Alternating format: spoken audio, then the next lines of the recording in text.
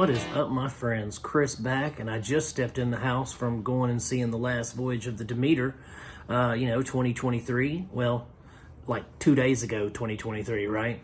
So I just went and saw this, and it's basically, let's just jump into it. I'll tell you the director and cast and all that in a minute, but it's basically it's based on a single chapter from Bram Stoker's Dracula, right? And it's basically the story of what happens to the Demeter between Romania and England in the novel. Because in the novel, all we get is that one chapter, captain's log, that kind of thing.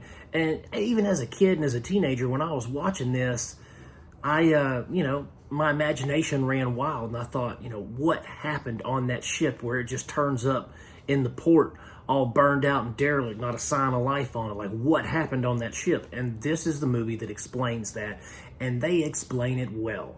Now, there's a few discrepancies in the story, about what happens, from the source material and whatnot, but it's not so far removed that it just is, it's, obnoxious and ridiculous. It's a very good, I would think, imagining of what took place between Romania and England. It's directed by Andre Overdahl. I'm going to try to say that right, Andre Overdahl. And he directed Scary Stories to Tell in the Dark, another excellent horror movie, right? It also has Corey Hawkins as Clemens, who's the ship's doctor. He's trying to get from Romania back to England. And we know him from Black K Klansman and Kong Skull Island. We also have Liam Cunningham as Captain Elliot, and we know him as Sir Davos from Game of Thrones. David Dastmalchian plays Vocek. He's the second mate to the captain. We know him from The Dark Knight and Dune and Prisoners. Then we have, as Dracula / Nosferatu, we have Javier Botet? I don't know how to pronounce his name, really. But anyway, he plays Dracula Nosferatu, and he's known for Scary Stories to Tell in the Dark, The Revenant, and It. Okay? So, off the bat, I loved the atmosphere of this film. Okay? It's moody, it's scary, it's suspenseful. I loved that. It felt, I know this is going to sound weird to everybody, it felt almost like Alien. Only you take the alien out and you put Dracula in, and we get this, intense, dark survival horror film, right? I mean, we're on this ship for, I think it's like a month or something. They're on the ship sailing across the seas to England, and everything's it has a cast of characters that's unique, compelling, complex. Well, I say complex, just a bunch of horny sailors that are drinking, you know what I mean? But it's just those unique characters are very similar to, Dallas and Ripley and, those guys from Aliens, that same kind of like chemistry between the crew. And then we have this, unspeakable, dark, evil thing that's basically hunting down everyone on the ship. And I loved that. It was so intense and moody. The score was excellent, and the settings were all, there was a few times, the settings were all wonderful. Let me finish my thought. The settings were great. The scene compositions were good. There were a few things that I thought were kind of off in the film, because we get vampires and they're hurt by sunlight and stuff, but then when people get injured, they're still sitting in a cabin with sunlight coming in on them, but they're not burning up, you know what I mean? So some of that is kind of like they ignore their own physics for creativity's sake, but it kind of threw me for a loop a little bit. Maybe not so many other people, but I find the devil in the details.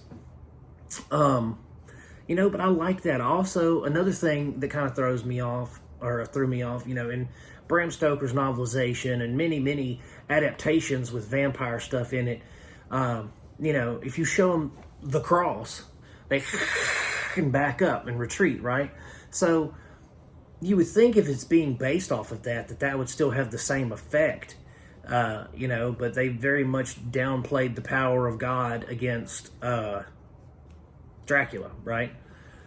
But overall, it was a solid. Those are just a couple of things that I just was like, but they didn't take me out of the movie. They didn't, pull me out of my engrossment. I was 100% all in. I went to see it with my oldest son, and he's, he's a little film connoisseur in waiting. I'm trying to enlighten him on film, so I let him watch pretty much what I watch, unless I think it's like something that's super adult. He don't need to be seeing that.